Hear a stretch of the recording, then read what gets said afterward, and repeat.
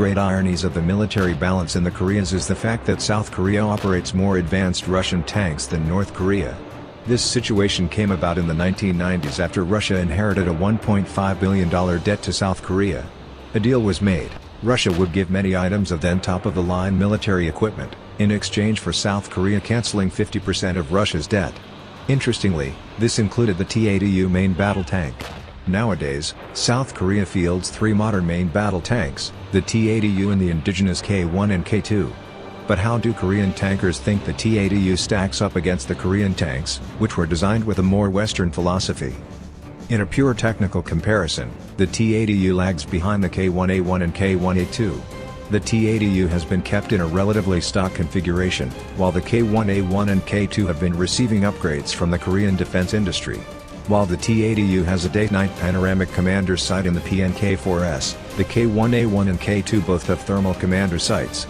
The Korean defense industry puts out the modern M279 AFVS round for the 120mm cannons of the K-1A1 and the K-2, but the T-80U is still using imported Russian ammunition.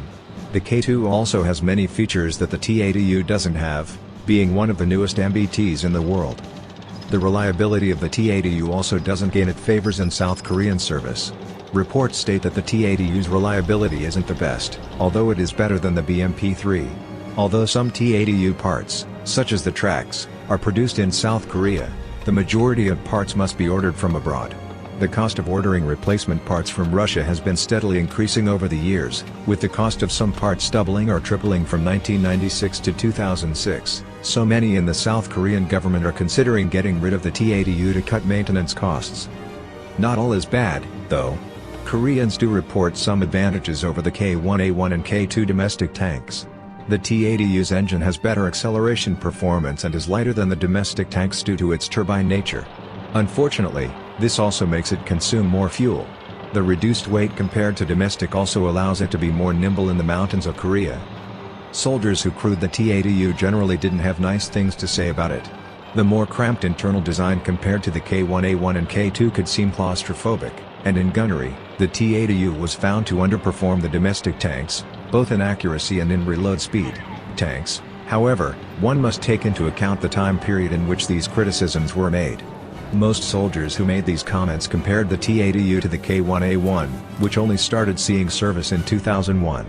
Compared to the original K-1 tank, which was Korea's most advanced tank at the time, the T-80U possessed far more advantages, packing a 125mm gun to the K-1's 105mm, as well as better advanced armor technology. The T-80U was the most advanced tank on the Korean peninsula when they first arrived. The lack of modernization due to the foreign nature of the parts for the tank and lack of will to domesticize a foreign design impeded the T-80U from being fully embraced by the South Korean military. As a result, nowadays Korean tankers don't find the T-80U to be favorable, as it's still a relic. But it is one that served admirably, and even contributed to the K-2 Black Panther project when it was in its infancy.